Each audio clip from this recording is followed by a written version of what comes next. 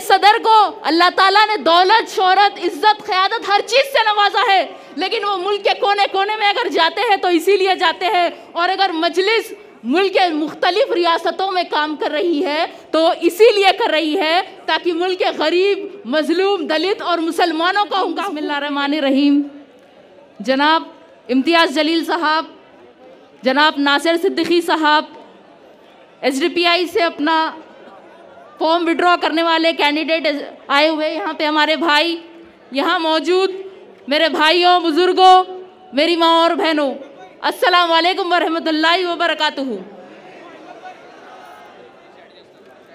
महाराष्ट्र इंतखाबात में सरगर्मियों का माहौल तो है, मुख्तलिफ पार्टियां हिस्सा तो ले रही है, लेकिन ये नहीं मालूम कि कौन किसके साथ है।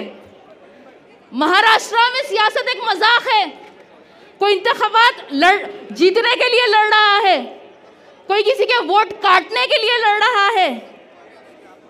कहीं पे एक ही गठबंधन के 2 कैंडिडेट हैं तो कहीं पे कोई ये बोल के विड्रॉ होता है कि यहाँ से मुसलमान नहीं जीतना चाहिए।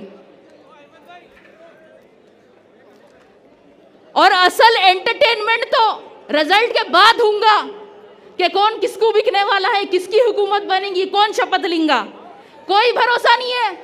ये सब इख्तिदार के भूखे हैं, सब इख्तिदार के भूखे हैं। और दूसरा इनका मकसद ये है कि यहाँ से कोई मुसलमान लीडर ना बने, यहाँ मुसलमानों की लीडरशिप आगे ना बढ़े। और मजलिस इत्तेहादुल मुस्लिमीन का मकसद कोई ज़ाती इख्तिदार नहीं है। अगर ये होता तो वैसे तो हैदराबाद में हमारे पास बहुत इख्तियार है, वहाँ हमारी बहुत ताकत है। हमारे सदर को अल्लाह ताला ने दौलत, शोहरत, इज्जत, क़यादत हर चीज़ से नवाजा है, लेकिन वो मुल्क के कोने कोने में अगर जाते हैं तो इसीलिए जाते हैं। और अगर मजलिस मुल्क के मुख्तलिफ रियासतों में काम कर रही है तो इसीलिए कर रही है ताकि मुल्क के गरीब, मजलूम, दलित और मुसलमानों को उनका हुकूक मिले, मुल्क भर के मुसलमानों में एक इत्तेहाद पैदा हो।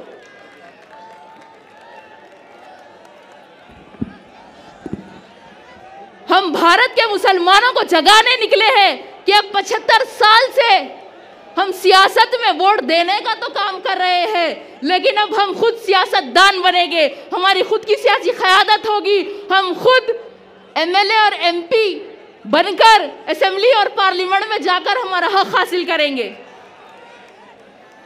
महाराष्ट्र इलेक्शन 2019 में सिर्फ 10 मुसलमान जीतकर असेंबली गए, जबकि महाराष्ट्र में 1 करोड़ 30 लाख मुसलमानों की आबादी है।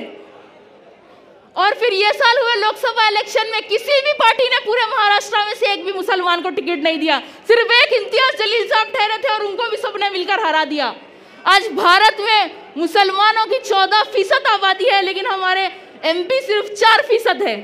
और ये आज यही वजह है कि आज मुल्क में मुसलमानों के साथ हख्तलफी होती है, हम पर जुल्म होता है। आज मुल्क में मुसलमानों की जानों की कोई अहमियत नहीं है, हमारे नबी के शान में गुस्ताखी की जाती है।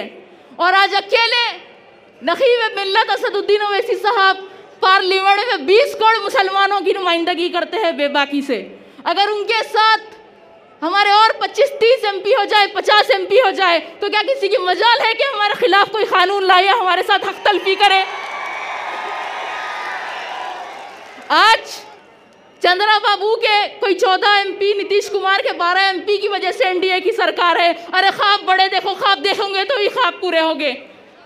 हालात को नज़र में रखते हुए हमें बुज़दिली और गुलामी का नहीं, बहादुरी का मुजाहरा करना होगा। अंजाम वफा क्या होगा सोचा नहीं करते, मोमिन कभी हालात से सौदा नहीं करते। ये हौसला सिखाया है दीन इस्लाम में, अगर सर सजदे में हो तो तलवार की परवाह नहीं करते।